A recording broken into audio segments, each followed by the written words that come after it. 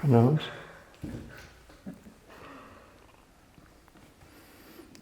Any volunteers? Yeah, we volunteer you, Mark.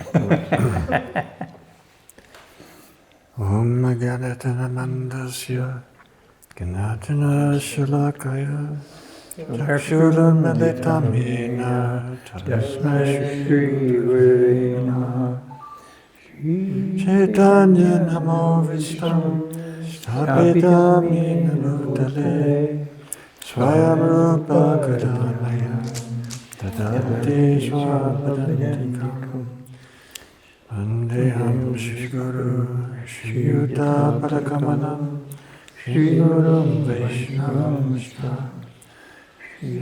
Rupam Sarvadatam Sadhanatam Samjivam Sadvaitam Savadutam Paditana Sahitam Shri Krishna Chaitanya Devam Shri Radha Krishna Pada Sagana Salita Shri Vishnu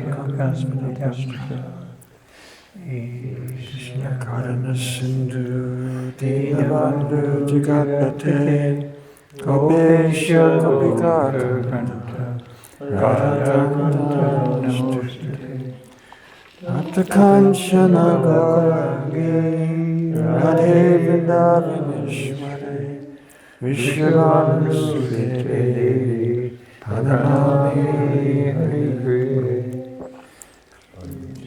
Bhadeviyasya Kripa Sindhu Patitanam Pavanavyo Vaishnavibhyo Namo Namaha Namo Om Vishnupadaya Krishna Vishnu Srimati Bhakti Vedanta Swami Titi Namaste Saraswati Devi Gauravani Pracharini Nirvishesha Srinivai Bhaskacharya Satarini.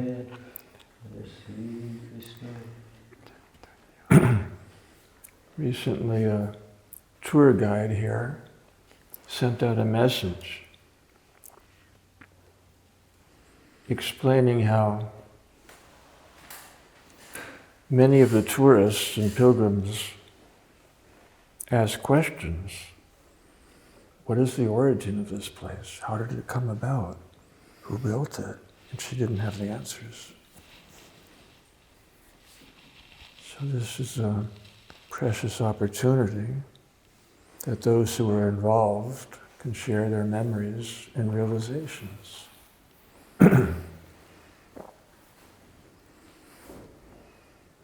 You can look at it practically in terms of plan, and how the plan developed from a sketch on a napkin to a simple cottage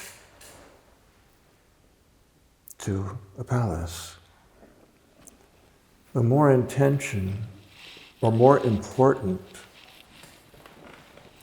in regards to what the tourists and pilgrims experience, is what created the ambiance that everyone can feel, but they can't always understand what it is and why. To analyze that ambiance, how it developed, I would go back to 1968 when Hayagriva Prabhu visited Srila Prabhupada in Montreal and informed him of a remote possibility of acquiring land in Appalachia. And Srila Prabhupada immediately mentally moved in and began giving instructions. He said, name the place New Vrindavan. Your economic base will be agriculture and cow protection, combined with the replica of Vrindavan, complete with the 7 major temples, and if there's hills, name them Govardhan. If there's lakes, they're Radhakund and Shyamakund. So from the initial idea of 7 temples, replicas of those in Boma Vrindavan, became like a mantra for the pioneers, 7 temples and 7 hills. By 1972, Srila Prabhupada was clearly becoming transcendentally impatient when he sent a letter and said, now begin to build these temples immediately with whatever you have to work with. And in the future, when you have the resources, make them first-class architectural examples for the world. Now remember, when Srila Prabhupada visited in '69, when he went to the pig pen, and he remarked, I see you Americans are very expert builders, because that pig pen, that's a log cabin made out of apparently chestnut, which became extinct in the 1800s. Very well built, and Srila Prabhupada was impressed by that. So he, based on his evaluation that you Americans are good builders, by 1972, begin immediately to build the temples of Vrindavan with whatever you have. And we did. 1973, we excavated the footer and actually installed the cornerstone for Govindaji Mandir. Simultaneously, there was excavation here, installing a cornerstone in the northeast corner. When, in 1973,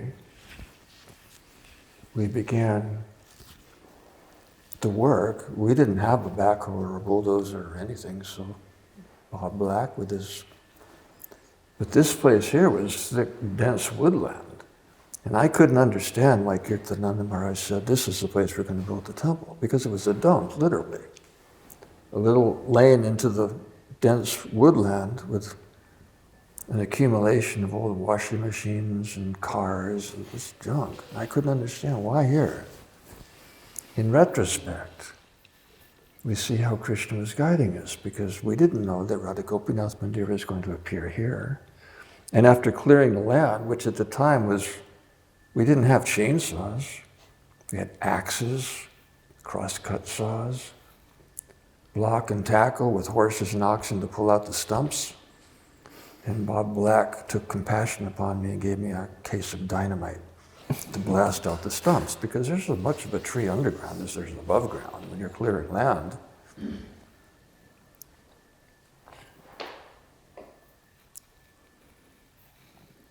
With what we had to work with at that time, constructing temples of Vrindavan was a very formidable challenge, which we embraced at that time, having learned that our only hope is dependence on Krishna.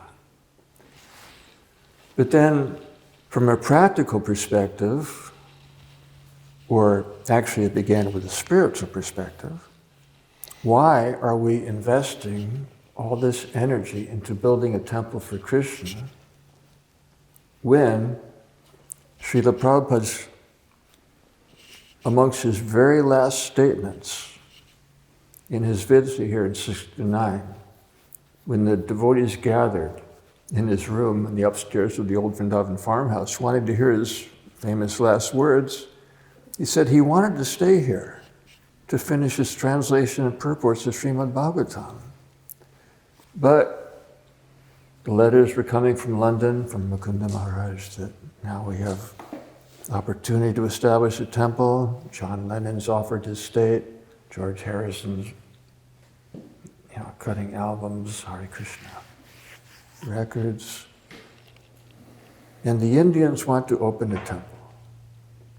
And Srila Prabhupada said, I'm the only Indian in this movement. I don't want to open a temple for Indians, I want to open a temple for everybody.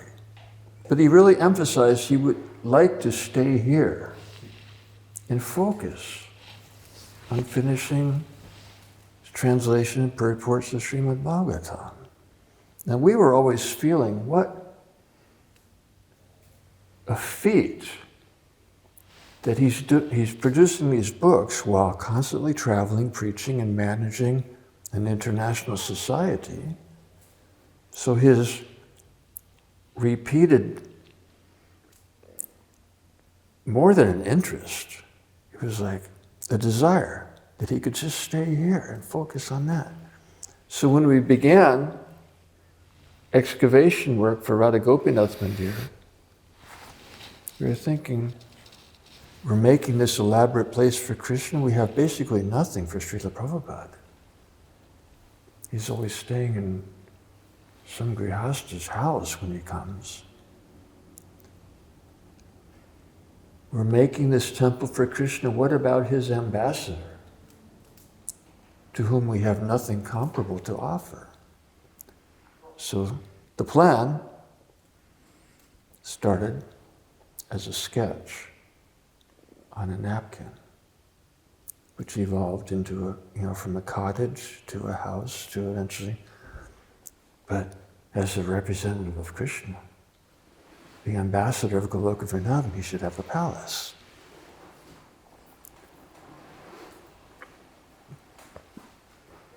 So, the experience that visitors and pilgrims feel, and I've heard it myself, sometimes I'll mingle incognito with groups approaching here, and some years ago when things were really falling apart, I would marvel to hear the guests discussing amongst one another, isn't this the most beautiful thing you've ever seen? Can you feel how special it is? What love must have gone into this building? And that's something to consider. So while we were starting to prepare for Krishna's temple, Govindaji Mandir at Bahulaban, simultaneously, the first crew on the project was actually the horses, taking out the timber, pulling out the stumps, and as much as we could, preparing the site with horse-drawn scrapers, after which Bob Black, with his backhoe, dug the footer, installed the cornerstone with Ananta Shesh, simultaneous to the installation of Ananta Shesh in the cornerstone for Govindaji Mandir. It was becoming increasingly evident we don't have the resources to do both of these. So what's most important? Service to Sri Guru, which is our only means of pleasing Krishna. So all energies, practically all departments, focused their resources on building this structure. Now when you consider, what? May I ask a question, Maharaj, or you want the questions later? But the idea... I've already lost my train of thoughts. Should I try to get it back or hear what she has to say? See, because the idea was that... So are you going to pose, Maharaj? And those who would like to ask related questions could ask?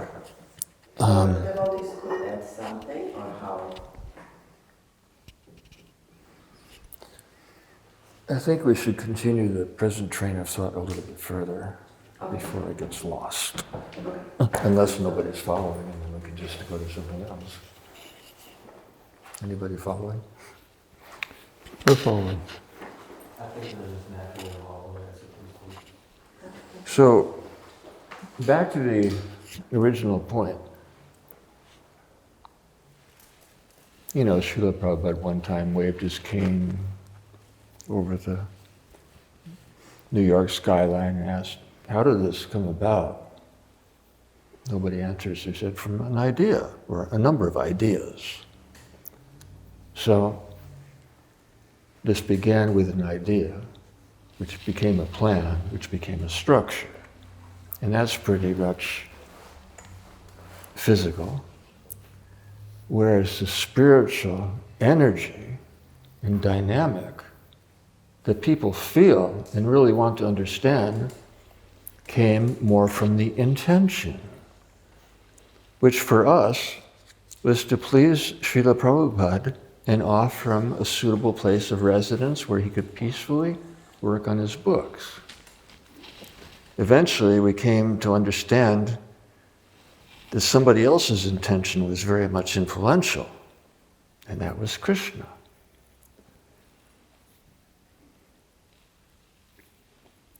And that really became evident when Srila Prabhupada departed this world. And the devotees were in a state of shock. Everything was just dark. We just apparently lost our guide and master, the embodiment of grace, personification of kindness, who'd been guiding us all along, has left this world. Where do we turn? We turned here. At night, the outline of the palace, because there was no lights there at the time, draped in Christmas lights, so you could see the silhouette of the Samadhi mandir on top of the hill, and devotees congregated.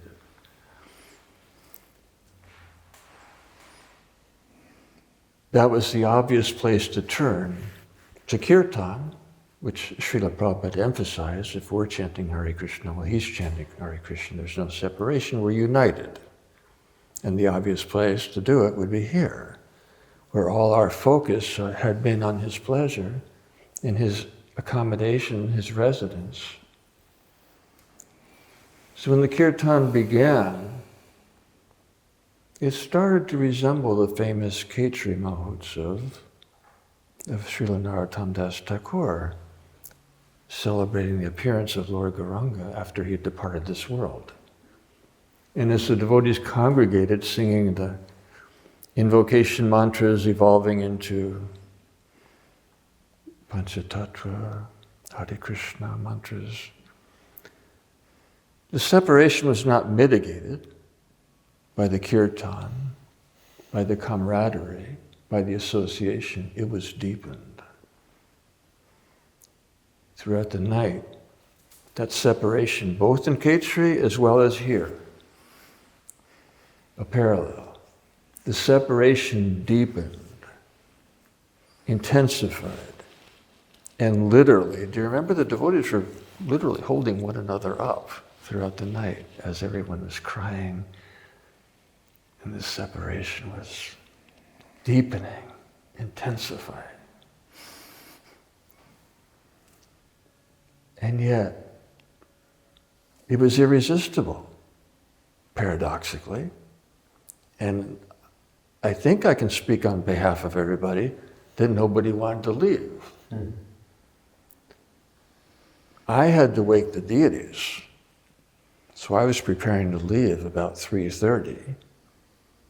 And I thought I'd just lie down in this room here, take rest for a few minutes. When I lay down on the marble floor, it was probably concrete floor at that time, the energy was so dynamic, so vibrant. I thought, there's no question of taking rest. I came back into the kirtan a little bit, and the devotees are just absorbed in the holy name. And Srila Prabhupada said we should chant the holy name with feelings of separation. And that was quite theoretical until this time when it became realized. So then I had to run off to wake the deities. And after finishing the puja, I saw devotees huddling in little groups, 2 or 3 or 4, discussing something very confidential. And it was the same topic. What was that we experienced last night? And everyone came to the unanimous conclusion, from those who had been with Srila Prabhupada from the very beginning, when he first arrived in America, right through to the end, everyone had the same experience. They had never felt so close to Srila Prabhupada as they did that night. This is the night of his departure from this world. His disappearance Mahotsava. So then it began to dawn on us that the intention for building this structure, there was our intention to offer Srila Prabhupada a nice place to live in his mortal form.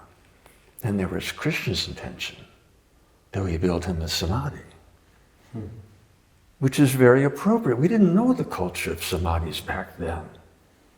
But practically speaking, every holy dham has its temples accompanied with Samadhis of the great souls, which actually have more to offer than the temples of Krishna to help us progress in spiritual life. And why is that? That's explained by Lord Shiva. Part of it is that the highest worship is praise of Lord Krishna. Higher still is worshiping his devotees. Tadiya. Tadiya means belongings. The belongings of Krishna are Tadiya, the devotees. The belongings of the devotees, his cane, shoes, spoon, footprints, they're equally dear to Krishna. Or as he told Durvasa Muni, the devotees are my heart. And I'm in their heart. And in that reciprocal relationship of who can serve the other more, who wins?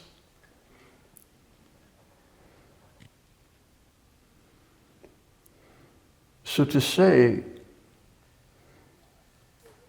this is Srila Prabhupada's Samadhi, well, there's different types of Samadhi. Deha Samadhi, where the Acharya's physical remains are interred.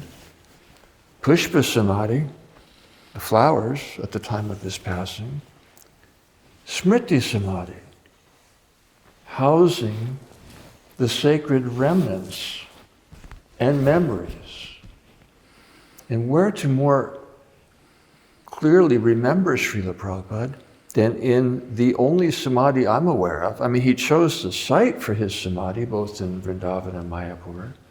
Here, he visited 2 times, giving personal instruction how he wanted it to be built. 74, when he was circumambulating with solid walls, he stopped at intervals, tapped his cane on the wall, put a window here.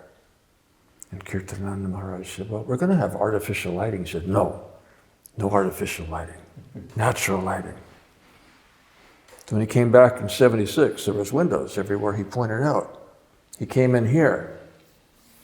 So the devotees trying to keep that theme of natural lighting flowing, volunteered a fantasy circulating amongst the palace crew that illumination in this room will be by jewels inlaid in the columns, just like Krishna's palaces in Dwarka. It was Bali-Mardana Maharaj who expressed that very confidently, and Srila Prabhupada didn't look real impressed. He stood in that corner with his cane, which he moved like an arch, encompassing all the devotees in this room. He said, these devotees are my jewels. Smriti Samadhi means the remembrance, the paraphernalia, the mission, the Vani, where in Vani Seva, we experience a type of love and separation which is the highest. And it's not only the Brijabasi's devotion to Krishna after he left Vrindavan, which is love and separation. There's a parallel in the relationship of guru-disciple. Service and separation. Vani Seva is not only the highest, it's eternal and ever increasing. And that is the reciprocation. As the devotees praise Krishna, he glorifies them. And that overlapping of reciprocal devotion as a departed soul resides in his samadhi. And what's samadhi?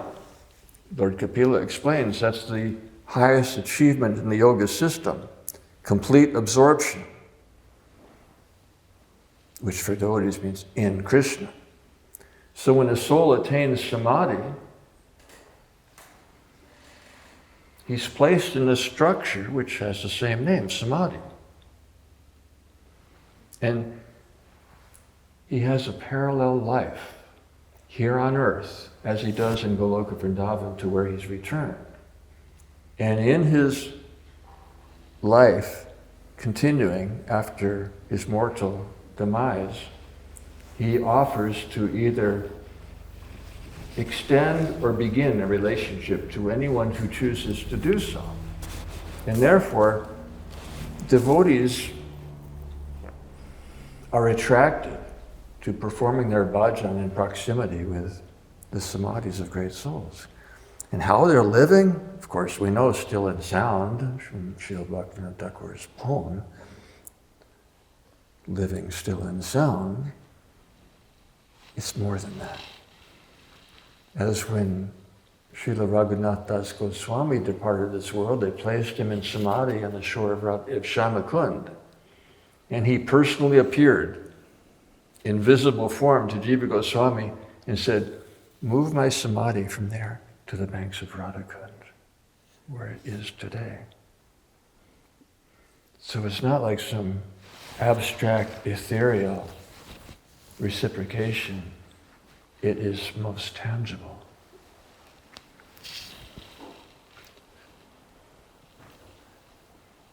So that's called Yoga Pit, where the material and the spiritual energies overlap and interact, intertwined. Yoga Pit, which is what a samadhi is. And that's why not only we, even guests and pilgrims, they feel the spiritual energy here, and they want to understand what is the story, what is the genesis. But Genesis is not really beginning. You know, we have in the Gospel of John, the Apostle John's brilliant sermon to a congregation that was partially Jewish, partially Greek. So he starts his sermon, in the beginning. So the Jews were thinking, he's taking us to Genesis. And then he went back a step further. What's the word? The Greeks are thinking logos. He's taking us back to that original vibration, that subtle signature, unseen in a dark, empty, apparent dark, silent universe. What was unseen?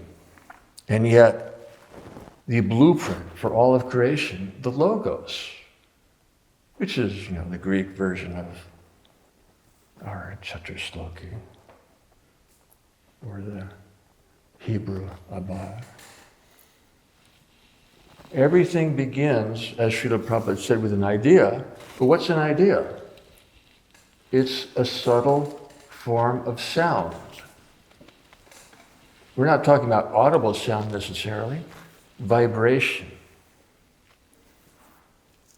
A signature in the ether that gradually takes form and evolves into three-dimensional physical experience and structure and order.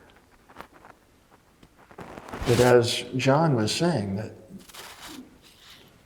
predating Genesis is logos, the vibrational signature, which not only contains the physical blueprint for creation, it contains the emotion, the intention, the experience, all subtle, because creation evolved from subtle to gross. So you can say the plan started out sketching the back of a napkin, which eventually became this physical structure. But the ambience, the spiritual energy, the devotional reciprocation, the spiritual camaraderie of those who were so blessed to make this offering of love. That's where our intention blended with Krishna's intention to glorify his pure devotee, his ambassador, his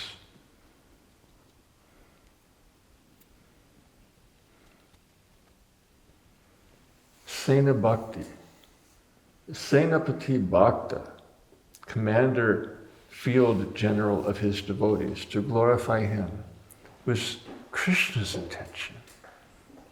And he used us and he tricked us.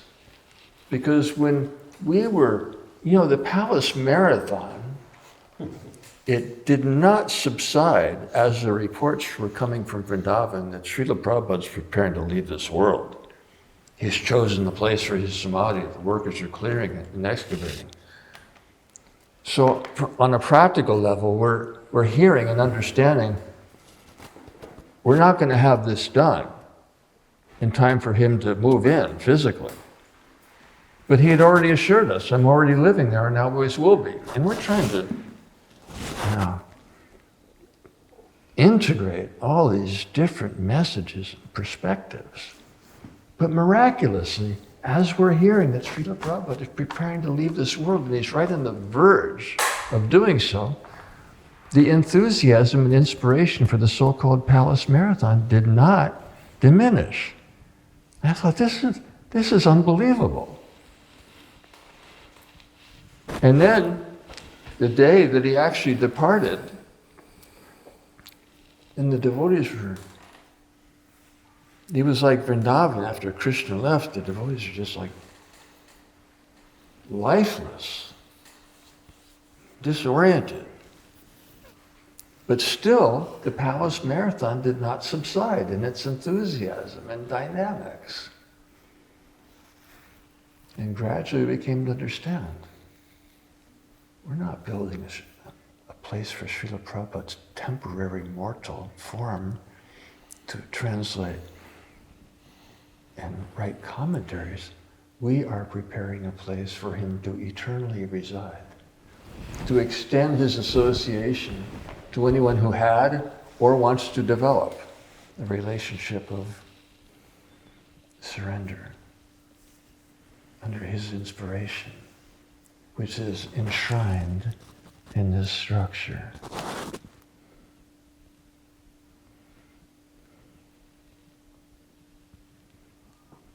And we are so blessed to have such a facility here in New Vrindavan. Thank you all for your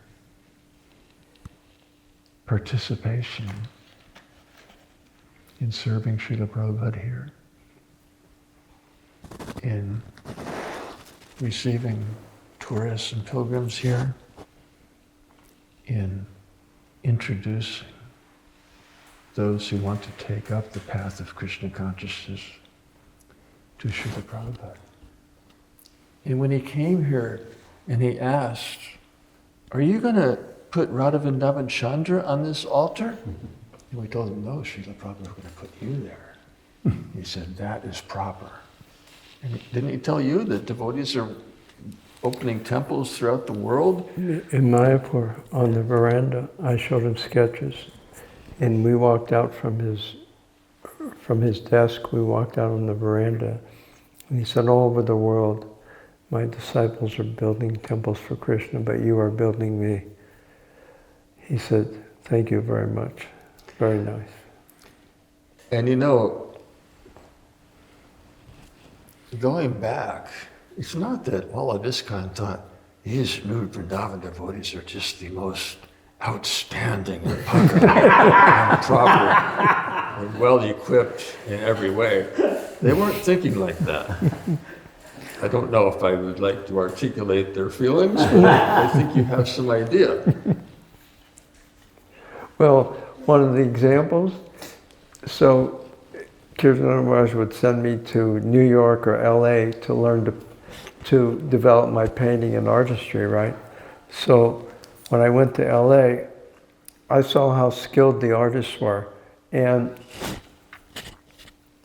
I said, it's going to take me some time to develop artistic, oil painting. So what did I do is I convinced the top artist at that time, Muralidhar, to come to New Vrindavan. So as a result, the BBT trustees went to Prabhupada and complained, New Vrindavan has stolen the best artists and come to New Vrindavan. That was one example of how we ingratiated ourselves to the rest of the movement.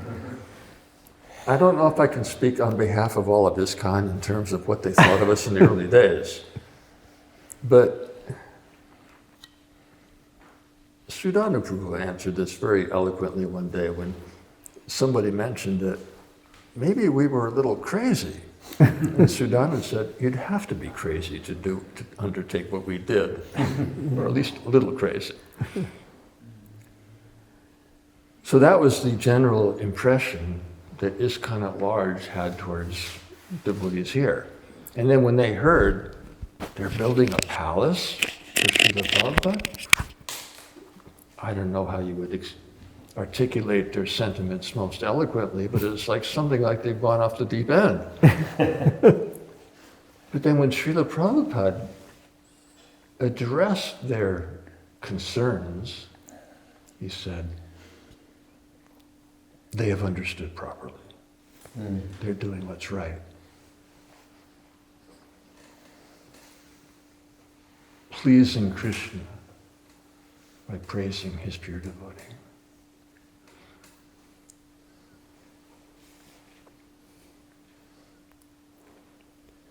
So we were tricked. Krishna can be tricky at times.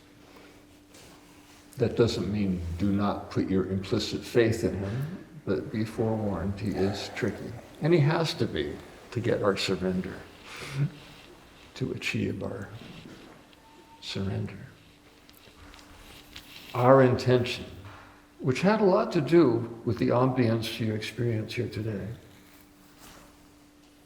was to show our love to Srila Prabhupada. Krishna's intention was to integrate that with demonstrating his love for Srila Prabhupada. And the result is Srila Prabhupada's Smriti Samadhi. Now you might wonder, how does something like a cane or the shoes or the spoon used by the previous Acharya, which absorbs and radiates his spiritual potency, continue to do so after his mortal demise? And that comes back to the science of Tadiya, the principle of Tadiya. Krishna personally preserves and maintains the spiritual potency of the objects related to his pure devotee. Why? Because Krishna knows it's very difficult, if even possible, to continue serving someone without feeling reciprocation. And by preserving the spiritual potency of all the ingredients, and what to speak of the actual murti within the samadhi, that reciprocal exchange is maintained forever. Krishna's in the heart. He's watching. How is my pure devotee respected, honored, loved? And he reciprocates accordingly. And here we have such a focused, condensed dynamic of the relationships between the devotees and Srila Prabhupada and Krishna's reciprocation. And that reciprocation, which keeps our bhakti lata bija vibrant, will continue indefinitely. Because, back to the verse, he reasons ill who tells that Vaishnavas die. They're living still and sound. Vaishnavas die to live, and their life is in spreading the holy name around. That's Vani, the mission, Vani Seva, which is the opportunity that is offered in the Smriti Samadhi.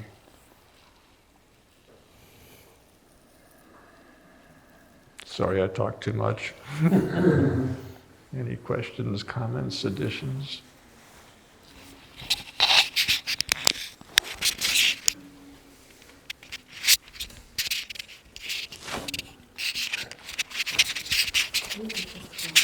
Maharaj, it was so incredibly wonderful. It's really helped me too, because since I give tours all the time here, it's really helping me to gain a deeper level of understanding, because, being conditioned soul with the defects of conditioned mind, the tendency is sometimes there to take things cheaply. Since I'm here every day, I'm talking about Srila Prabhupada. But that really helped a lot, and will continue to, as the more I meditate on your words. And I really liked also what you said. He reasons ill who say that Vaishnavas die when thou art living still and sound. The Vaishnavas die to live. And usually I hear the translation of living, spread the holy name around. But the way you said it just made so much sense, talking about how that vibration is internally present in the Vani and he's never left. And I just wanted to add one thing to support what you're saying also, because when I give tours sometimes, I ask the guests, well, have you been to the temple first and seen Krishna? They said, no, we came here first. And I said, that's very good. They said, why? I said, because had you gone to the temple first and stood in front of Radha Vrindavan Chandra, Krishna would have said, hello, can I help you? Why are you here? Oh, you're here to get my blessings? Very good, but have you first gotten the blessings of my pure devotee? And so then they realized how, their good fortune, in coming here first. Another way to understand the potency here is from Srimad Bhagavatam, when the Brahmin Vishvarup recited the Narayan Kavacha shield. It's a mantra shield. He recited that to Indra. And then he told the story to substantiate the potency of this sacred shield of sound vibration. He told the story of Kausika, a Brahmin who in the past had perfected the chanting of the Narayan Kavacha mantras. And then he gave up his life in the desert. After which, the Gandharva king, Chitrarat, was flying over the desert in his airplane, and suddenly, it's not like engine failure, but it kind of conked out and made an emergency landing, to use crude language. He didn't understand, these vimanas, run by mantra, they don't have engine failure and have to make emergency landings. So he was perplexed. He started asking around, and he was informed that the bones of Kaushika, you were flying right over them. Dadichi. That's very disrespectful. You don't step over. Previous acharyas are great souls. So the locals, they told him, you can rectify that by respectfully placing Kaushika's bones in the Saraswati River in a proper ceremony. Dadichi. Was his name Didichi? No, that's another story related to life in the bones. No, this is Kosika.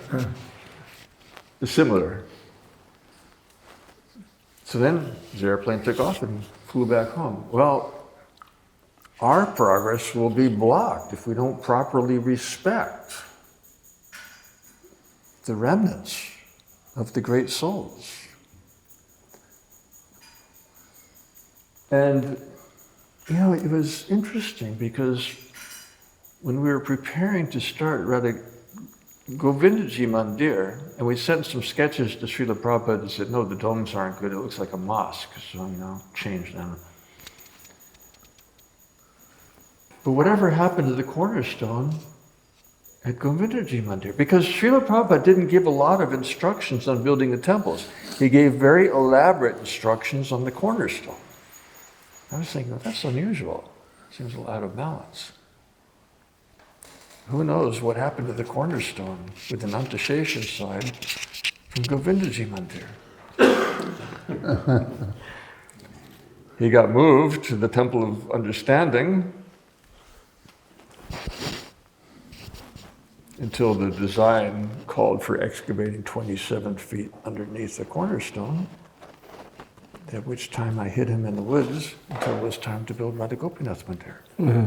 So now that historic other cornerstone, installed parallel to this one during Srila Prabhupada's time, is right next door in the temple of the Prayojana Murti, Sri Sri Radha Gopinath. And that's significant because don't approach the 9th canto of Bhagavatam without systematically going through the first 9. And yet he gave us the 10th canto before the first 9 in Krishna book. He gave us the Prayojana in case, just in case, he was not present in this world to finish translating the first 9 cantos, which fortunately he did. Srila Prabhupada gave us the Prayojana right from the start. He gave it to us, integrated sufficiently with Sambandha, Abhidheya, that the Prayojana would be in proper context and comprehensible and properly approached. So the fact that he gave us Prayojana before the first 9 cantos kind of supports the fact that the Prayojana Murti gets their temple before Madan Mohan and Govindaji Mandir, from whom we borrowed the cornerstone.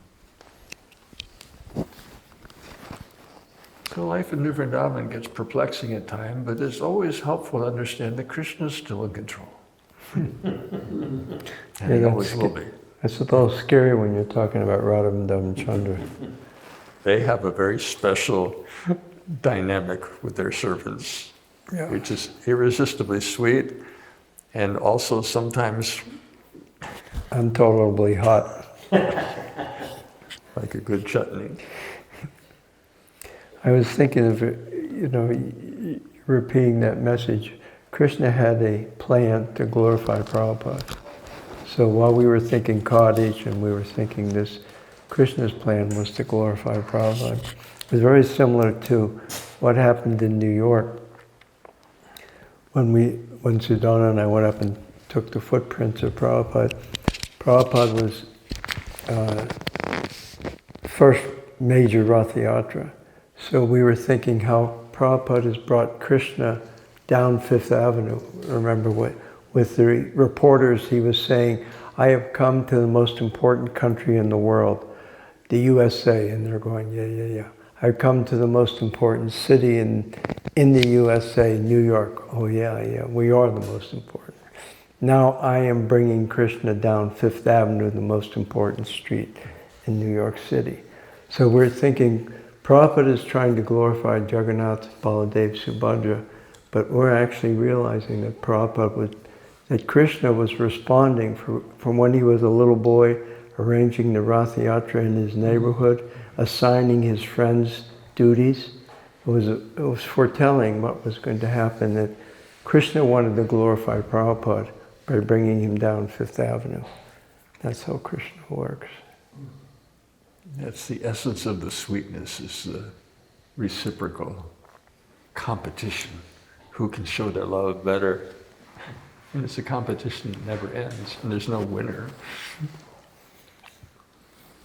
Or at least there's no loser. No loser. Everybody wins.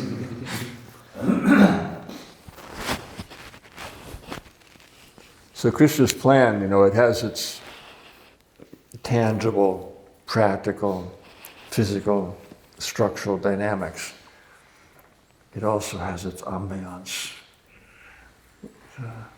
the flavor of love, which is integral to his plan.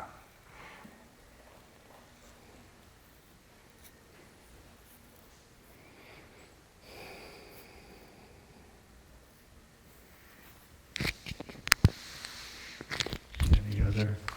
I have a couple. You mentioned earlier that it started with the sketch on the napkin. Who did the sketch? Bhagavatananda. Bhagavatananda. That was the sketch of the house. I see. And so actually, whose idea was it even to start first? Who came with we need to build a house for Prabhupada? Who said it? Well, it had to be, no, it didn't have to be, it was Varsana Swami trying to capture Prabhupada. And from what Prabhupada was saying, he picked up on, okay, he's put that out, now we have to grab it. And when he put that out, we all resonated so vibrantly with it. Yeah. It gave us purpose and mission.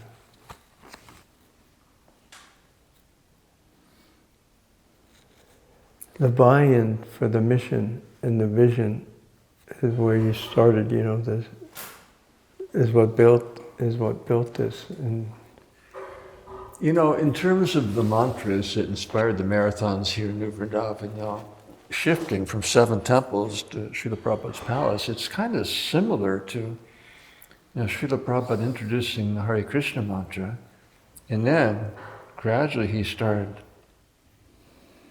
informing us that the invocation mantras are essential. Invocation to Guru, Gauranga, Panchatattva, Hare Krishna. So here it's a similar parallel. The practical mantra was 7 temples. It shifted to Srila Prabhupada's palace. Not to forget the other, but to invoke it. well, in 71, we were, Kirtananda Swami, we were doing the roadshow. And I was the manager of the roadshow, and I booked different events in colleges and all kinds of crazy places where we'd come and bring. And then we got the message Prabhupada was going to be in LA, and he wanted, please come to LA. So Kirtananda Swami, Shruti Kirti and I got in a van and drove across the country. And that's when Prabhupada told him, give up the roadshow, focus on building New Vrindavan. That was in 71. I was there in LA when Prabhupada did that. And that's when Prabhupada gave Shruti Kirti and I Brahman initiation up in his room to begin the building of New Vrindavan.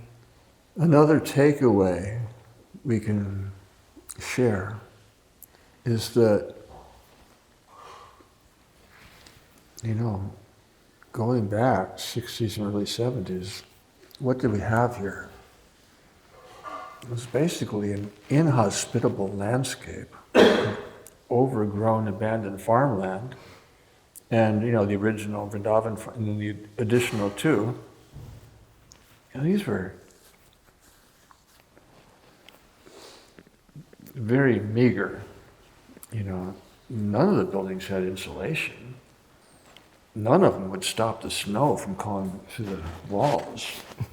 None of them had indoor plumbing.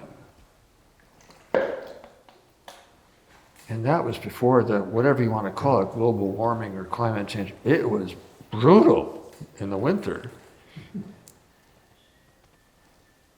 So how, from a few devotees in this inhospitable landscape, did the spiritual frontier evolve? It's because we were united in pleasing Srila Prabhupada, doing things his way, and keeping Radhavrindavan Chandra in the center of all our talks, all our thoughts, all our devotions. With those two parallel themes, committing to pleasing Srila Prabhupada, doing things according to his instructions and his example, and keeping Radhavrindavan Chandra in the center. That was the dynamic that fueled the development of this community from a few devotees in these old farmhouses to the thriving community as today. It's also the key to success from here onward. And that's try to share and preserve that concept.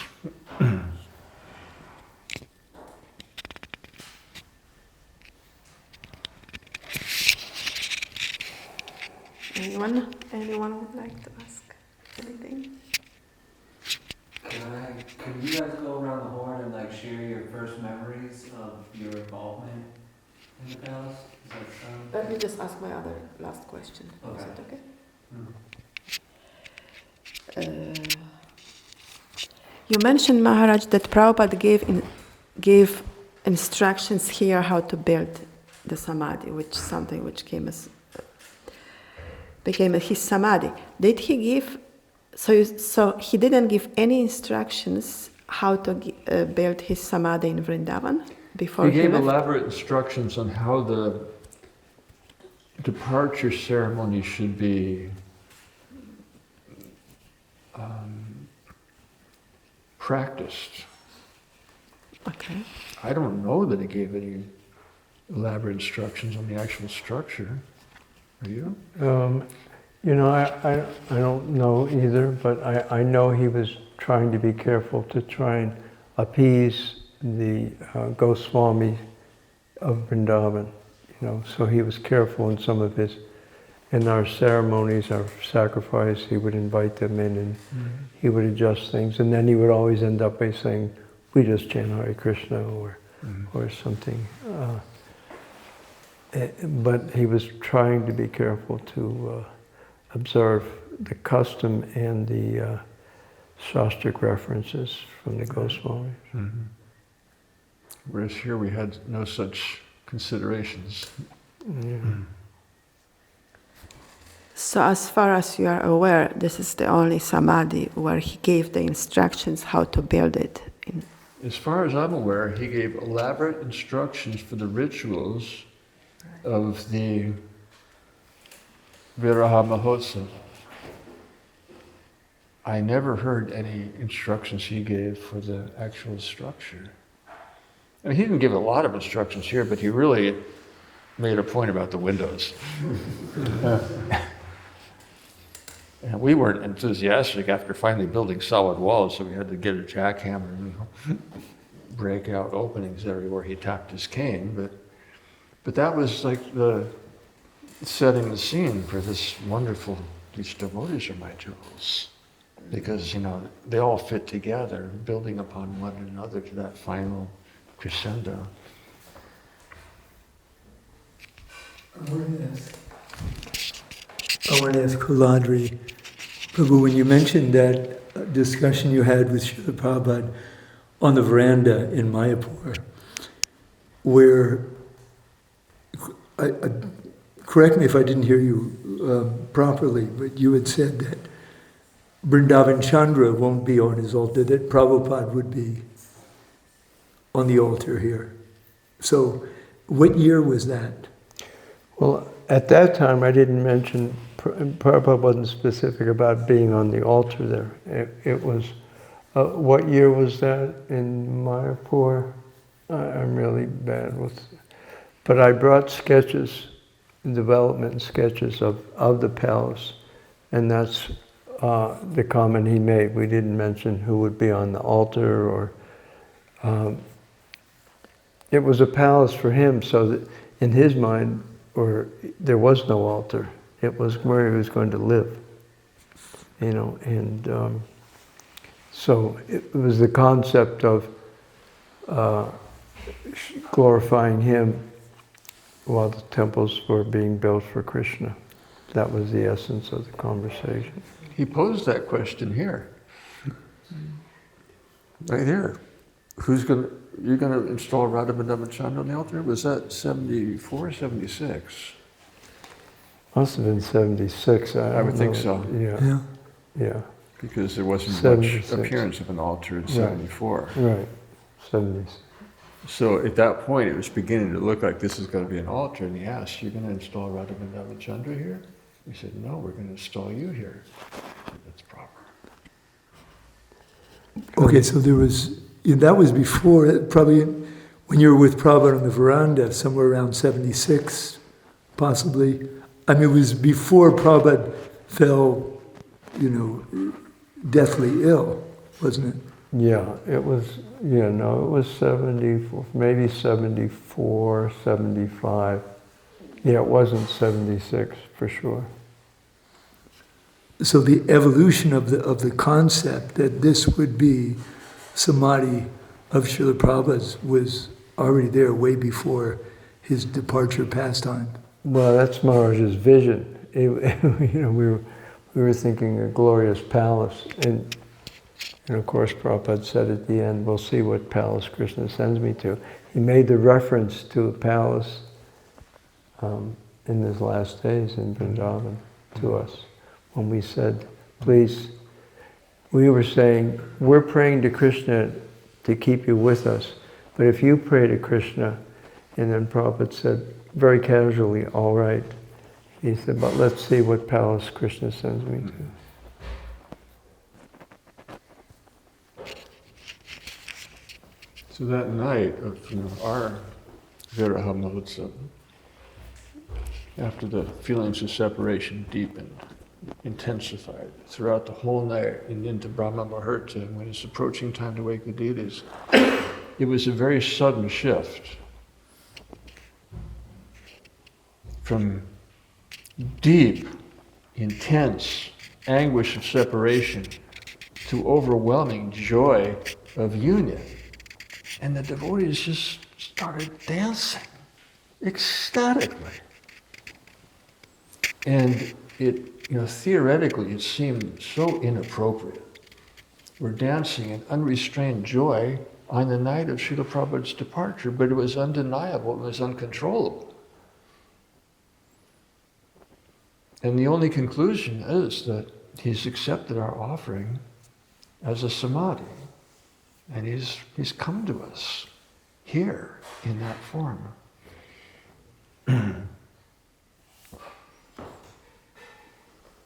That's the only explanation for such an experience.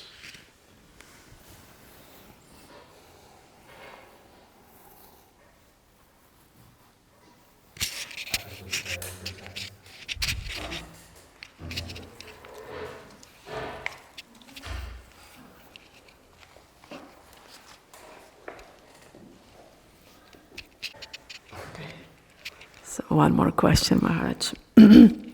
It's not even a question, it's actually a request to elaborate, because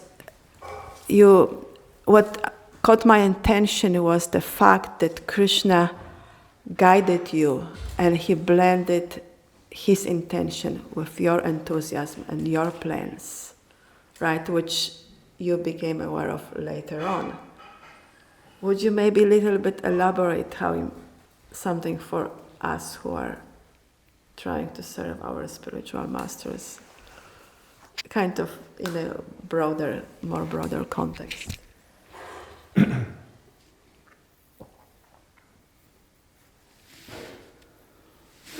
Well, not a blade of grass moves without the will of the Lord. So, we want to serve, we want to please, we want to help, but really, how much ability do we have? It's only what Krishna gives us. But Krishna wants to see that we take the initiative with whatever we have or don't have, just like he told us here in 72. We were not in any position to start building a temple. He said, do it with whatever you have.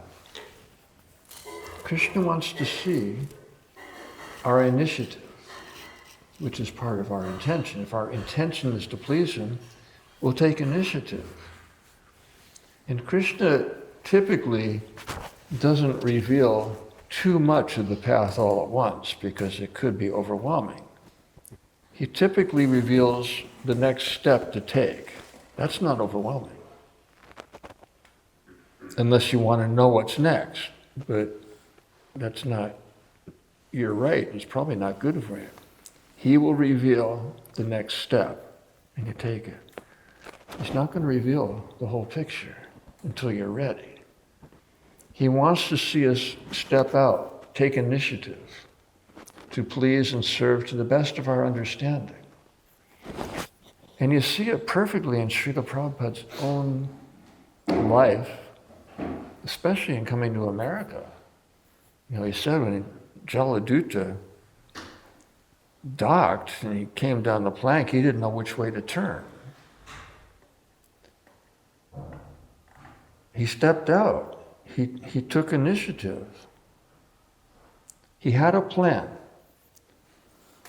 And he always kept his plan very flexible to see how it was working and how Krishna was guiding him.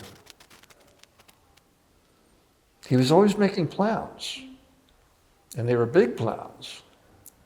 And he always kept them flexible. Man proposes, God disposes.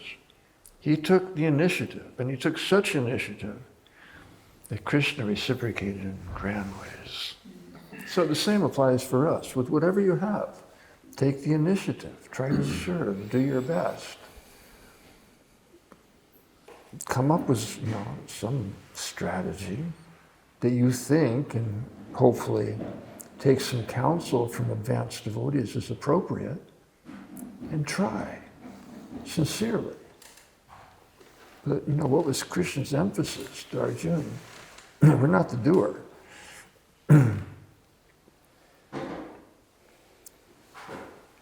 Krishna wants to see us try. And then when we do our part, he will naturally do his part. And then the path starts to unfold further and further ahead. But take whatever step is clear here and now. And then the next one will become by Krishna's grace. I'm leaving. And you'll see more and more of his participation and his reciprocation in your endeavors to please and serve. And that's where it really becomes I have to go now. dynamic.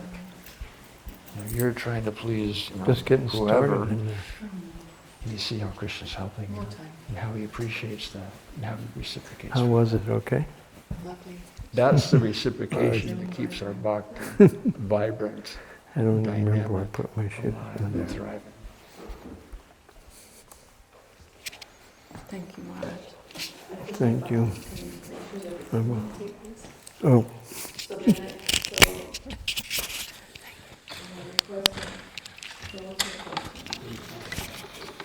I was just thinking, going around and sharing,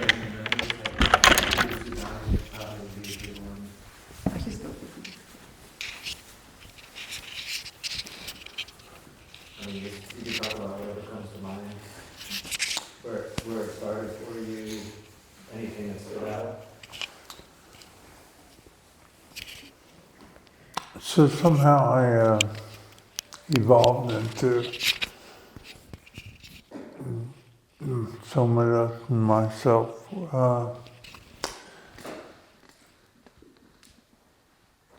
Let's go back. So I got sent to India to to learn how to carve the entire palace. Yeah, ridiculous. And we kind of thought we could do that. Anyway, I got over there and it was prearranged that I would work with some carvers. And for a few months, I would go every day to the bazaar and their little shop and learn how to carve. And they had an apprentice already there. And I was talking to him, and apprenticeship was like 5 years before they allowed you to start carving in 3D. And I was there for a couple of months. So I learned how to draw. I learned how to transfer, images onto wood. I learned how to degroove and and I made something in a couple of months. And I came back and sitting at the airport with Kirtananda, I said, Maharaj, we are not carving this palace. It's just, I said I could carve one piece, And I said, why don't we just make molds like, we're Westerners. That's what we would think of doing. So that became kind of the model. And Somadas and myself found a group of old men mold makers in Columbus, and we went there and apprenticed to learn how to make molds. And cut to the chase, when I began making things, you're always thinking like, how can I make, I don't know anything. How can I make something wonderful to offer Prabhupada? I don't know how to make anything. And even if I did, how wonderful does it have to be for God to want to say, I enjoyed this today, yeah, you did good. So I started reading about the guilds of the Middle Ages, and when Leonardo da Vinci painted and all that, they were all supported artists, and they all wrote and had rules of the guild about, making the most wonderful thing. But they fought over it, and there was, they were just super, super good artists. And so when I kept on thinking about that, I came through Prabhupada, so listening to the lectures and our classes and what we were going through, because we didn't have a lot of time to read back then or do too much of that. And I realized that they were making incredible paintings, and Bernini could make a column that just would put you on the floor. It was so wonderful, but they didn't understand devotion. They didn't understand bhakti. That's what we were doing. That was my conclusion. That was the difference. So when Maharaj says it's a labor of love, that's what everyone was doing. They were coming to that conclusion, consciously or unconsciously, to devote themselves to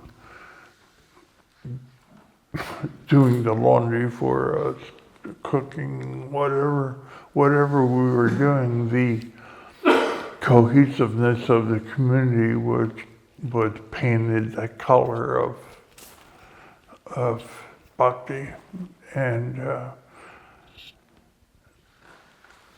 I felt like that was an important part of my spiritual journey here and absorbing the philosophy. You know,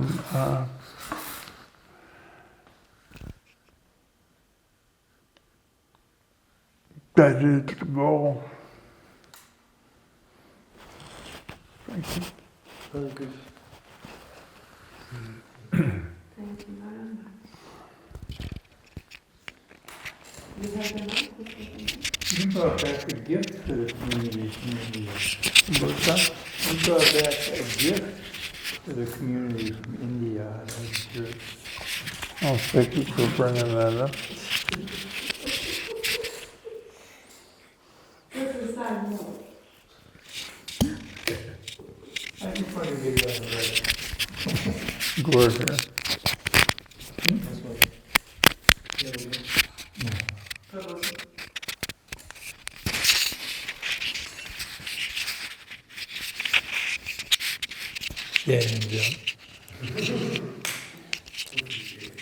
I came here, John Mastamy, in '74. Actually, it was Krishna's trip. I had heard that Srila Prabhupada was going to be here earlier in the year. I think it was like April that I called here inquiring, and somebody actually answered the phone, and I was told that he's coming in, May, call, early May, something like that. And then I called in and they said, I'll call in this month. He changed his plans. And so I called him that month and they said, oh, he just left.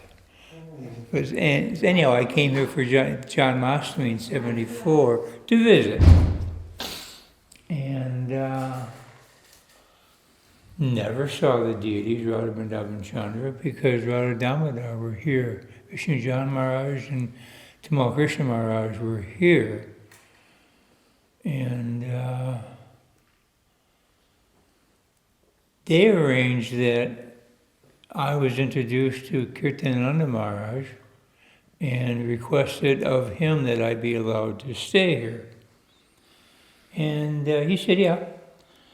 And then Varsana Maharaj asked for me to help him in his service in the plow department, which I did from September until May, I think, of '75. And I had heard that, we're building a palace for Prabhupada, but I'd never been up here until May of '75 when Kirtananda Maharaj, he asked me, came down to the horse barn where we were working, and he asked me, I need somebody to learn to lay block. Would you like to do that? And I said, I like learning. I'll do that, because Bhagavatananda was the block layer. Now, Bhagavatananda Prabhu was an artist, and artists are very detail-oriented. And I remember we were laying block in a ditch for the portico on this side of the building. Now, nobody's ever going to see these blocks again after they're laid. They just think we cover with earth and that's it. But due to his nature as an artist and a perfectionist for detail, my first 8-hour day in the ditch laying block with him, he approved 11 block that I laid. And that was the beginning. And that was my first time up here. And in Kirtananda Maharaj, he asked me at the end of the day or the next day, something like that, how to go. And I said, fine, I liked it. And he was so happy.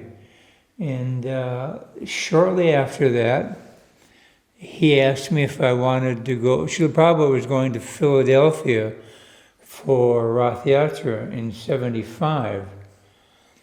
And Kirtananda Maharaj asked me if I wanted to go. So yeah, I'll go there. And Krishna arranged on that Rath Yatra that I was able to ride on the cart with Prabhupada, right behind him. And it's a hilarious story how that took place. But to me, it was proof that when you please your spiritual authority, Krishna is very pleased by that. And he rewards us. But when I first came up here, it was simply a U-shaped block building. There was it's open to the sky here. The two wings had roof on them, but and the bedroom had the marble floor, and the study had the marble floor. But everything else was just very raw.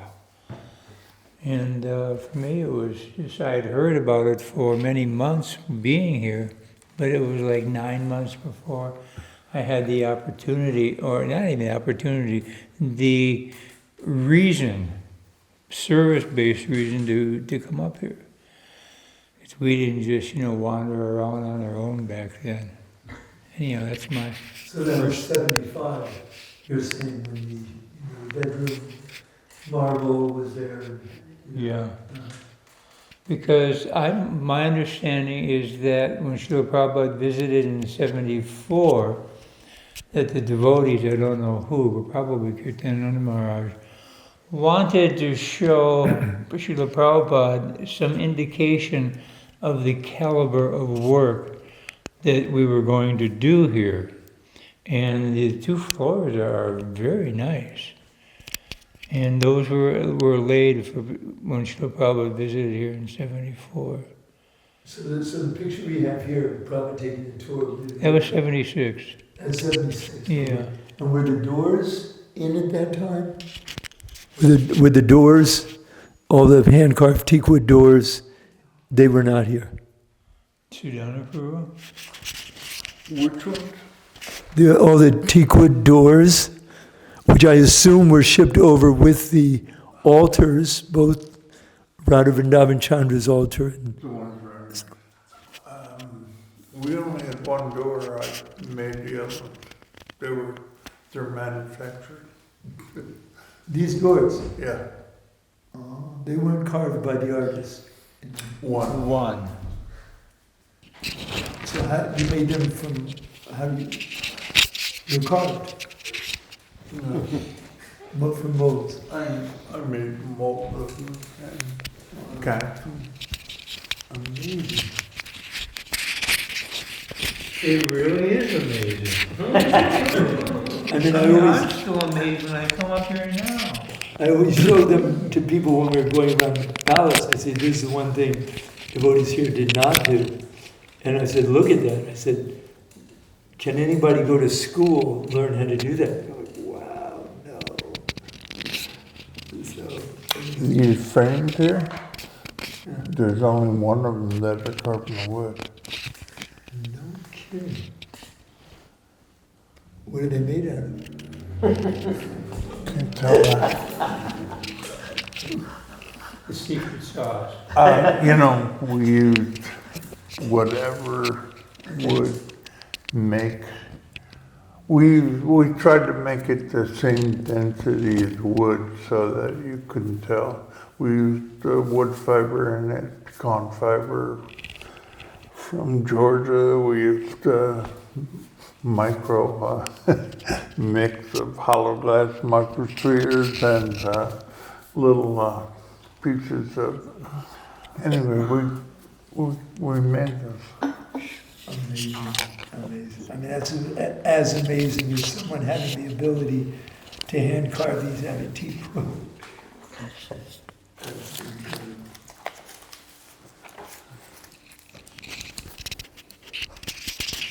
We just wanted to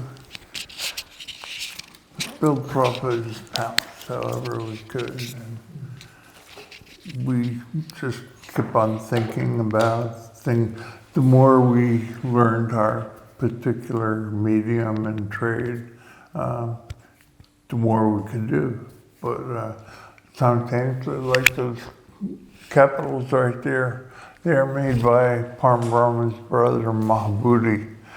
He had never, ever done anything in clay, anything artistic, and it took him 3 months, I think, but there they are. So he made one out of clay and then made molds. Well, that was too much. He made a quarter of one, and I made the rest of it. After Mahabodhi that lives in the area now, Prabhupada had 2 disciples of the same name, and Mahabodhi and Skinny Booty. He was your size, basically.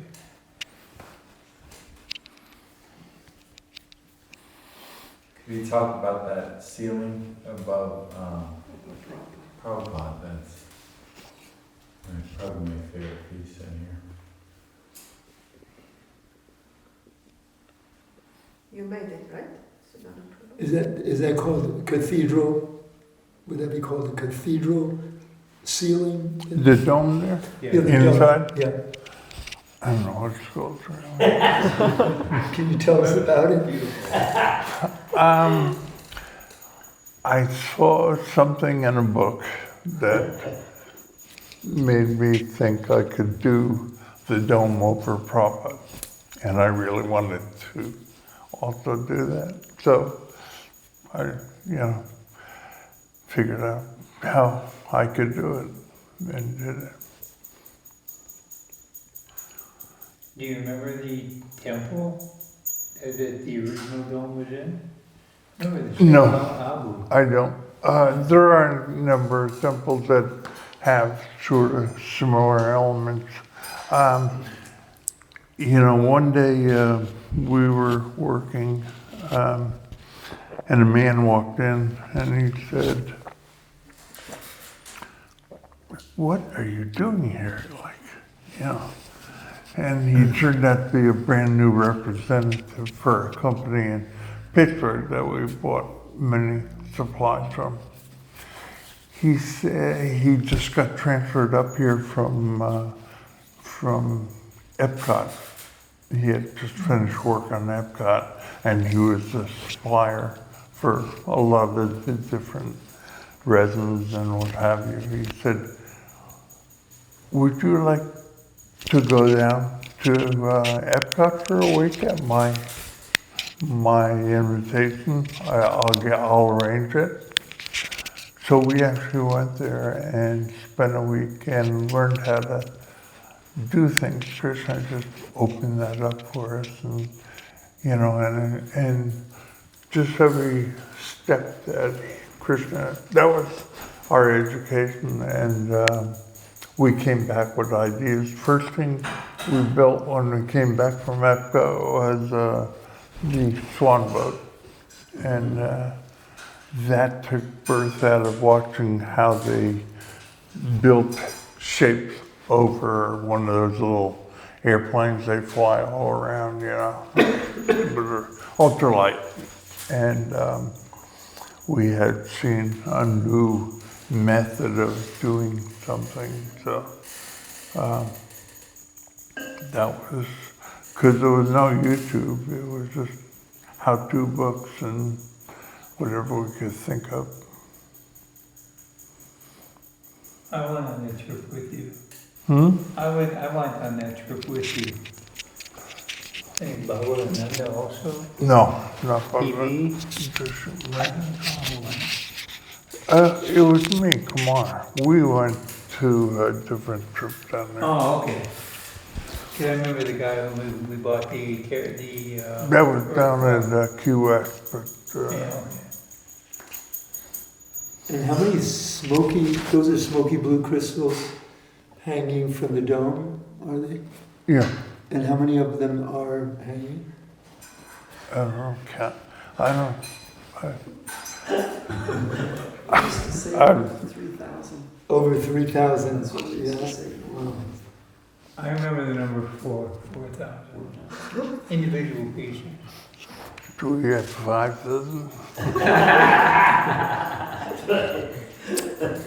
I'm sorry, I can't talk hardly. No, we can hear you clearly. Yes, we can hear you. This is really inspiring, the idea that I'd like to, I'm sure Jagammohini would approve of having pictures in between all the windows of the devotees working on the palace. And we can also get some like of your recordings of devotees, which indicates, because it's such a wonderful evolution of palace tour when we begin talking about Prabhupada coming from India with no money, no friends, and then no health, and then what he's able to do by Krishna's grace. And then I tell them that you all know that the fruit never falls far from the tree, right? But just giving them little indications of how devotees came with nothing, just this pure inspiration of trying to please their spiritual master in Krishna, is just, at the end, like Mara was saying, to get people's expressions at the end is just priceless, as you can see the bhakti within their hearts coming out. A tremendous amount of credit needs to go to Kirtananda Maharaj for this. When you consider, him, personally, he had polio earlier in his life, and he was very limited in what he could physically do himself. And so Krishna's arrangement, and he assembled, Krishna sent, and he assembled and enthused a bunch of individual devotees to be inspired to do all this work that we see here. And, without him, this would have never taken place. And he was, relentless in his drive and determination to complete this balance. And I remember there's, a lot of us devotees were really hard to work with. And sometimes, somebody would just exceed their breaking point and go to them and say, Maharaj, I can't work with so-and-so anymore. And he said, no, you must. I need him, and I need you, and I need this service done. And it was like that. And we just learned in the mood of love and cooperation to tolerate. And there were a lot of, like Maharaj said in the beginning, talking about the climate here and how it was brutally cold. Of course, I was from Minnesota, so when I came here, the winters were actually very nice. All these people are wusses. But anyhow, we had to learn to tolerate one another and all of our idiosyncrasies. And that was a huge part, just the tapasya that everybody had to perform to do the service. And nobody got paid. Nobody. And, for this entire structure, I think that we hired Rocky's two sons. Do you remember that? Uh-huh. For doing the roofing joists on. But I think that was it. I think Rocky was hired after that to do with the Ma dorm, right? Yeah. Yeah, well, years later, yeah. But I'm pretty sure that his two sons were hired to do the 2x12 joists. And Could be. some of it remember. Good.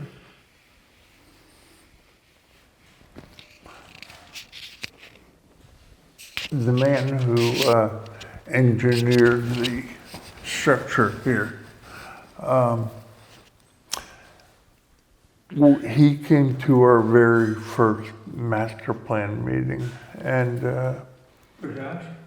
Prakash, Indian. an Indian man, and he worked with us all the way till he passed away last year, and he never ever took a penny.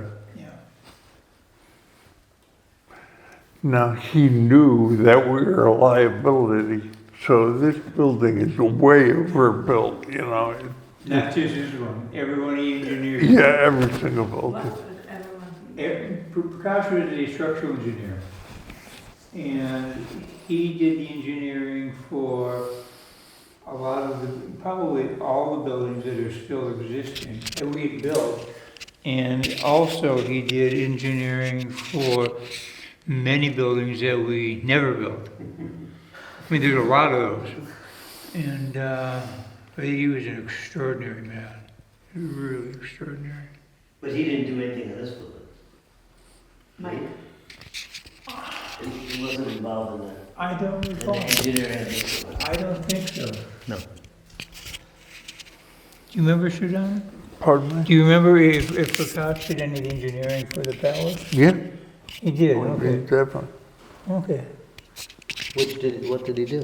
Everything. Structural, The the whole thing, the yeah, all of it. I mean, like this original design is from a type of boat. It's called Ferro Cement, and you know, up north, the cutters that go through ice and those kind of boats, they're both out of the same basic, thicker, but the same basic idea as that dome right there, and the front one. So for that kind of expertise, just, I can't see how all of that was scratched on napkin. No, it wasn't a napkin, it was just a piece of paper, and it was just a single line drawing. It had nothing. It was, you were looking down at a square, and within the square was kind of divided up, exactly the way it is. But how's it possible to get all, for everything? I mean, how to get the structure so it looks like perfectly engineered according to some very complex plan. Well, basically once we began doing that basic structure, we didn't even have a roof yet, and we put plastic over the corner room over here. And we got a piece of plywood and put it on sawhorses, and we put Bhagwan Nanda in here, and he started drawing the shape, what you see. And then it was after that that the engineers and architects, and we by then started having a planning department that they started putting shapes to everything. So it didn't start obviously with some plan, but it developed, you know, as the, Yeah, I mean, we That had was to developed. learn everything though. and then people came in who you didn't know how they were going to help. It just, the whole thing seemed so mystical. It was mystical.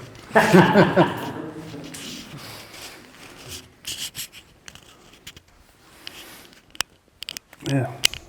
I remember some pretty lively conversations in Bahulban He has one. during Japa time. Bahulban temple floor was many different types of marble. And I remember kicking down the Mars and sit down with the Buddhas. What about this one? What about that one? And just coming up with combinations and We bought out a marble shop in Pittsburgh, and we brought down a polisher, a beam saw, and another small saw. And they had a whole bunch of little scraps of marble. So we brought down, I guess, a couple of dump trucks full. We laid them in the floor. So as we were building the palace, we used to, think, oh, that would look so good here, and we would just walk back and forth, keep staring at this, and then we'd stare at that one and talk about where we'd put it. And we had travertine on the floor, and that ended up being this entire column out of different colored travertine from some country, And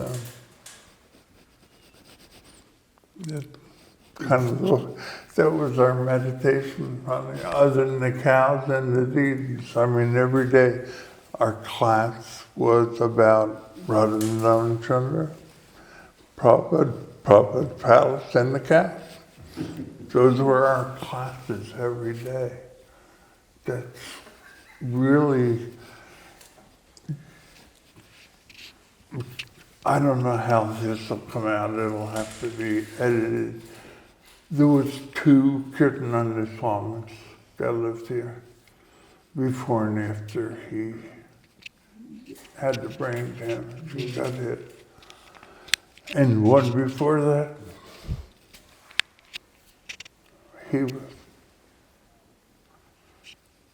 he guided us. He introduced us to Prabhupada.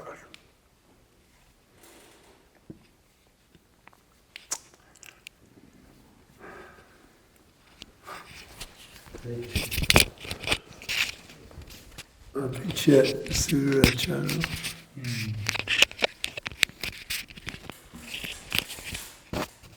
It's amazing to hear the level of empowerment and cooperation.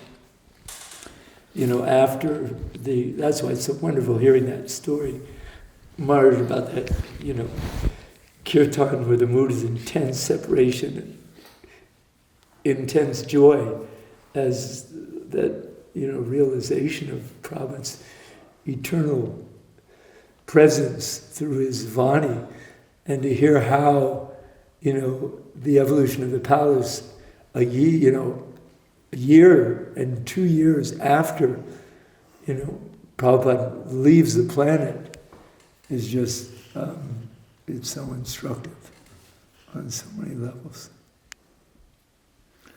Wow, thank you everybody for coming. This is really, really monumental.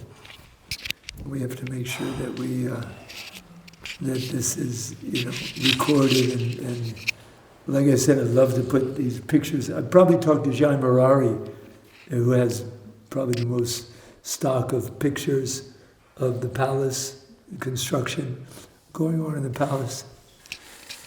I remember seeing a picture of Nityadita working on the stained glass windows and so many things. We'll have to go through those and see what we can what we can That's do. a great idea. And Yeah. are you going to also put the names of the devotees, a little bit about them, whoever was involved in the construction? Yeah, but I think especially some of the things like Sudhana was saying, which was just like, this, completely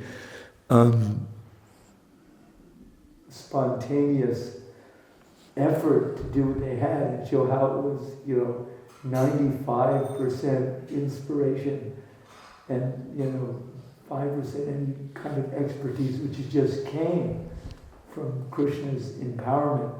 I think that's really, a message that, we want to spread through here. And that's what brings people at the end of their tours sometimes, just typical Americans, to the point of tears, just, overwhelmed with the level of unalloyed bhakti, devotion that went into this. It becomes obvious that there must be some cause so incredibly great that would inspire, them to do this. I think your battery died. You may need to upgrade. Oh, I need something better. So is this one, so we need to hear into the Prabhu, but I think yours is working, right? Can you make sure? Is this, What is it? is this the side? Yeah. Is it We're, working? yeah, if the blue light's on, we're good. The big one on the- That, if that's on, we're good. Okay, yeah, this Sometimes one on up. tour, I tell guests that Yeah. monks built it. We had no idea how to build anything. But, by the grace of God, we were able to build this.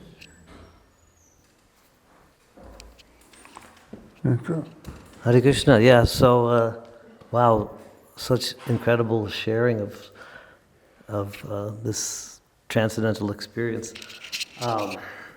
that we did it together, although we weren't so much together.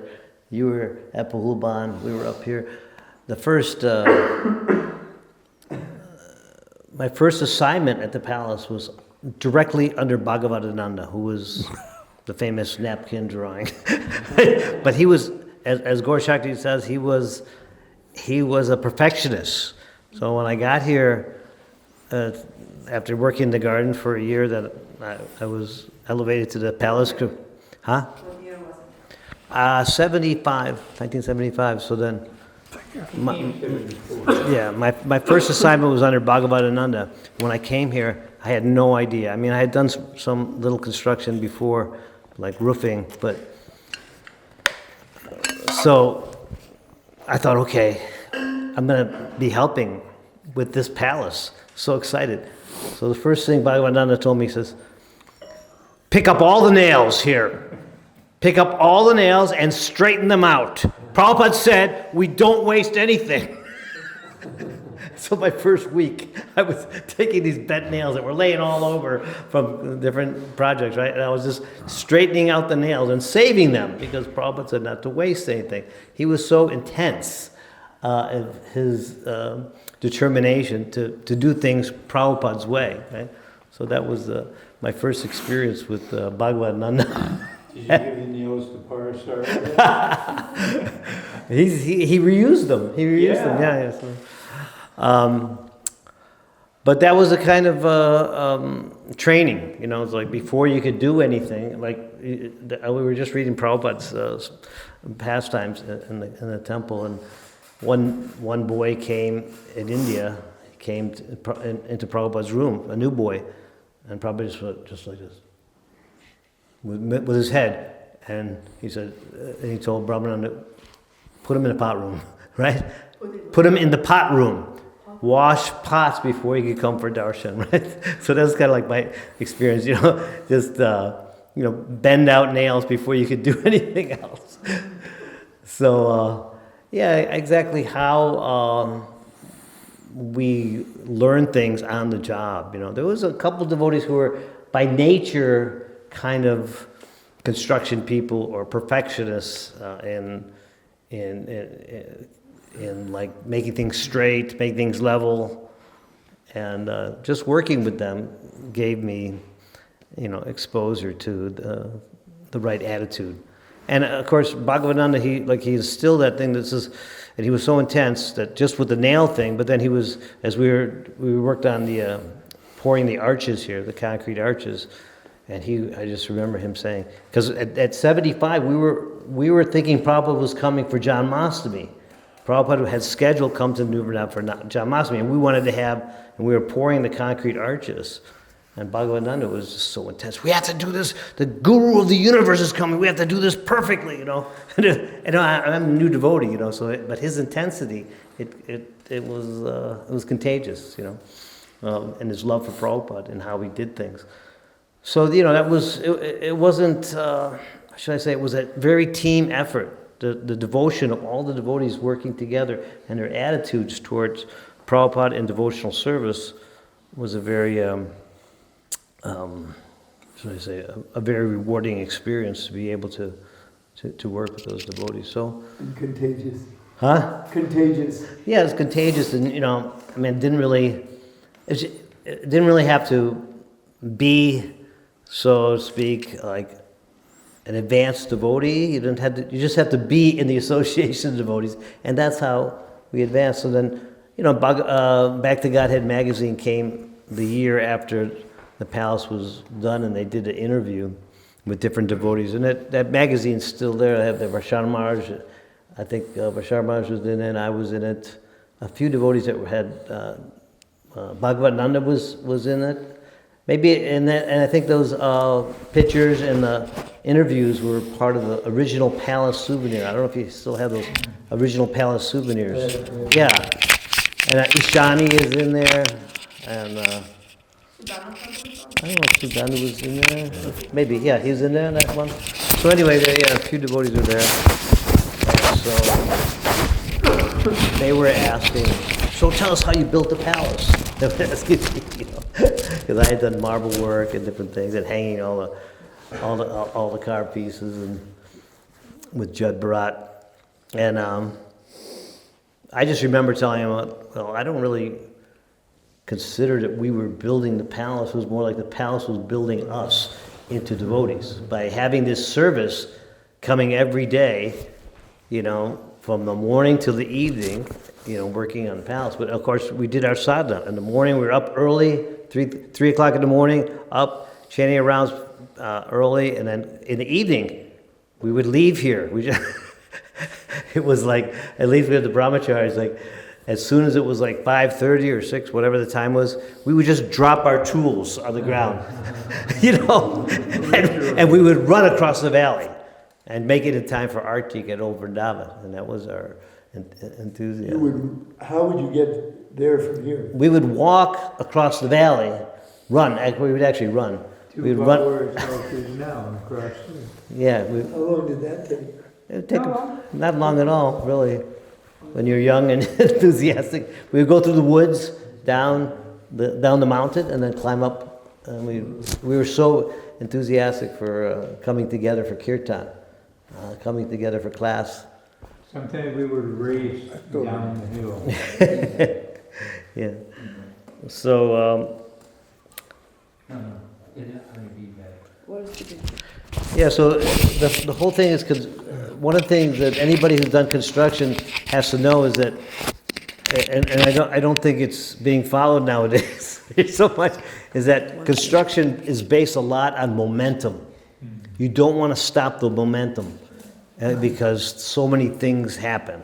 So, you know, good construction teams, they build these houses around here. I remember when they started Raghu's daughter's house, right? They started in December and they went all through the winter, and by May they were moving into the house, you know. So nothing stopped. So Kirtanada had that same philosophy. And one year, it was like 76, it was a really, really bad winter, as Mars was remembering. Really bad winter, really super cold. But he told us, just come over from Old Vrindavan, just come over and do something. I was on the palace crew, so to speak, like 2 or 3 guys. Because come over and do something. He says, I don't care if you just go over there and build a fire and sit around and just pick up trash or whatever, you know. Nails. In the snow? It was so we would come over, and sometimes we would the palace crew would come and be here and build a fire and try to do something in the middle of the dead of winter sometimes, you know, when it wasn't things weren't really closed in. So yeah, so momentum, you know, we kept that momentum up somehow or other. And of course, the other devotees were working in the shops and everything. But you know, we didn't really know what we were doing. We didn't really realize. Devotees worked up here. Myself and Judd and some other devotees were working up here, and Sudhanu and Jala and Kumar and they were making stuff.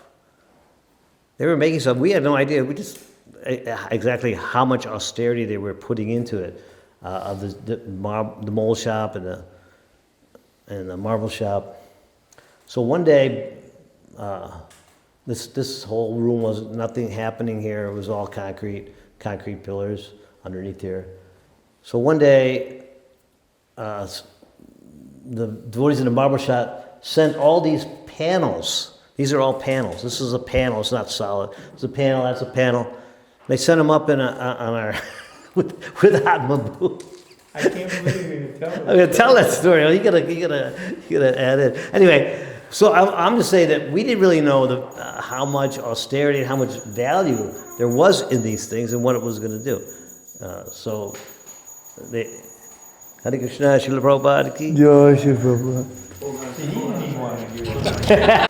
Each piece, each of these orange pieces, golden pieces were cut, and then they were all, the black pieces, they were all glued together, so it was these are very time-consuming projects, this one, so.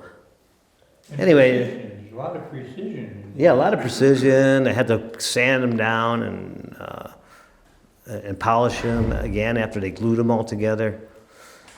Did you work on this mosaic? This is happening down at the marble shop down at Bahulban.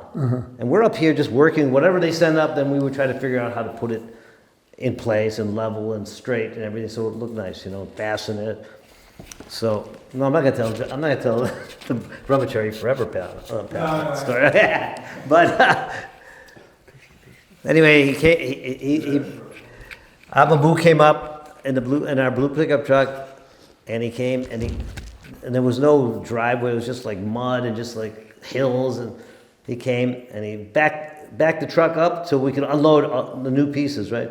And he put the brake on, and all the these pieces, and all the marble went. Pow! They all fell over, and they broke into 100 pieces. And so we said, "What are we going to do now?" He said, "Just put them in a barrel and put them underneath the altar." Because Kirtananda would come up every so often to see how we were doing, right?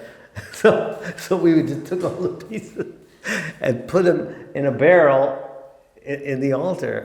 There was no altar here; it was just a room at that time. But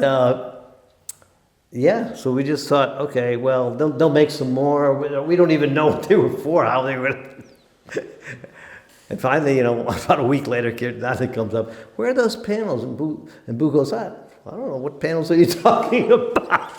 We never got And Kirtananda walking around, and he goes in the altar, and he sees this red pickle barrel filled with all the broken pieces, and he practically had a heart attack, right?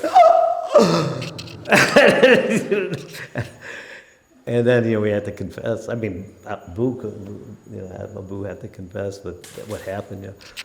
So then they had to take all these beautiful pieces that were made, hours for each one. Days gluing them and everything, polishing them. They had to take them all back down to the shop and just give them all the broken. And the devotees that had done the work, you can imagine.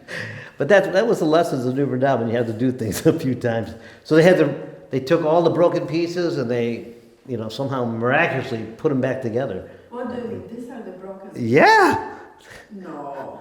Some of them were broken, and they glued them in such a way that you couldn't see it. I mean, I imagine they did that. I wasn't in the shop, but maybe they even made new ones. But I mean, yeah, that's... So what about this long... Huh?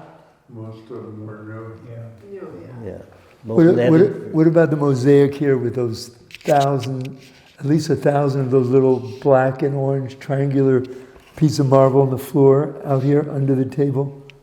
I mean, the Sudana can tell that. Pardon me? Yeah, this long... Right here in front of the... outside the door. Just on the step up there? Yeah. Well,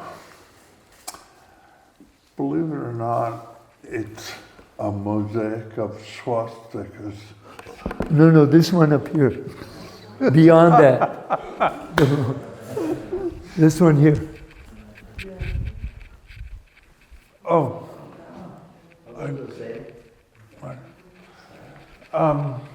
Because that's what really blows people's mind when I say, look at this, there's over 1,000 pieces of marble. Every single one is cut separately. The amount of precision by novices to do something like that is inconceivable. Copa Victor did a lot of it. But we had a polisher, we had a saw that rode down the beam on the table, and then we had a standalone, Stationary stuff. yeah, and that was all done by hand. In Prabhupada's bedroom, all that onyx shaped, every single piece by hand. And then we put joints in between them with crushed up stone and colored resin, and then glued them face down, turn them over, and then we had to polish them and make panels out of them. Almost every room has work like that. Yeah. But that strip that you're referring to outside of the temple room, on the floor, there was a finished wall installed there. There was like a vestibule outside of the temple room here. The lobby, which is now the lobby, was designed and built as the garage, the carport. The driveway to get here is about 1 kilometer long. It starts opposite the Sankirtan Guru's driveway and goes down the field of Madhaban and around like this. And the idea was that Prabhupada's driver could drive the car right into the lobby here, which was the carport. And then when Prabhupada got out of his car, he had like about 3 steps to take, and he could enter into here. So the wall was up, marble on the outside, marble on the inside, the door hung, it was finished wall. And I'm not sure who, but it was decided after it was up that, nah, it doesn't fit. Take it down. A lot of that took place, to build it and to take it down and fill it. Right here, this pattern right here, there was a beautiful Greek-style fountain that was to go here. No, it's here. I'm getting there. Oh, okay. Okay. 2 devotees, Tejumaya and I forget who you? Okay, here we go. They were given the service to bust out the rock here. Because, there's no dirt underneath here, it's stone. And no jackhammers, no backhoes, dynamite, no. A pickaxe and a wheelbarrow. You can tell. No, go ahead. So where this green strip is here, the long rectangle, this was the footprints of the fountain. The circle here was where the fountain itself was. The design called for a balustrade with a railing going around here, and a two-tier fountain in the center. And Judita Prabhu and Tejumaya, they busted the rock out, loaded it in a wheelbarrow, down the hill, dumped the wheelbarrow out, and come back up. And then after they got it done, Kirtan Maharaj and Bhagavananda came up to check it out. Because I saw the design on paper, it was beautiful on paper. But they wanted to see it live, so to speak. And they decided it didn't fit. Didn't fit. Fill it back in. Down the hill with the empty wheelbarrow, load it back up, push it up the hill with the stone in it, and fill it back in. And this is how it ended up. It's one of my favorite stories when I give tours. That and the bongo drum.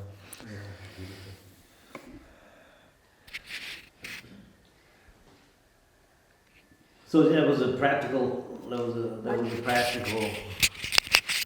practical lesson in becoming detached from the fruits of your work, And they actually, they do that in the army too, take a whole fill it up. So there's a lot of lessons in Krishna consciousness. We used to memorize verses. It was just 2 or 3 of us sometimes up here for weeks on end, We would memorize verses and share those verses amongst ourselves, just to keep our minds occupied. But the most amazing thing that was happening is as we were building it, and there was no real driveway in here, but somehow the people would come, and they would come and wander up, and they say, "What do you guys?" They'd sit down and say, "What are you guys building? What's happening?" This was like before the palace was open, and we would get all excited and start telling them all about Krishna consciousness, and we'd go on, because it would be the first time we were able to preach, to guests, because hardly any guests came. So preaching, and Kirtan would come up to see how we were progressing on the work, and we would be there talking to guests, right? Get to work. Preaching's not. Preaching's not for you. You have to build this place, and then let it do the preaching. It'll attract so many people. What is your 15 half-hour lecture going to do to these people? So we had to really concentrate on work, and it was like George actually mentioned that Kirtananda was, the inspiration. He had polio, so he was always walking with a cane, and sometimes we'd be working in a quarter here at the palace, and we would be kind of spacing out, getting tired or something, and we'd be slowing down, and then we would hear the cane coming up, we would get really attentive, and then have a story to tell them. Oh yeah, we're almost done with this part. Yeah, so he kept us all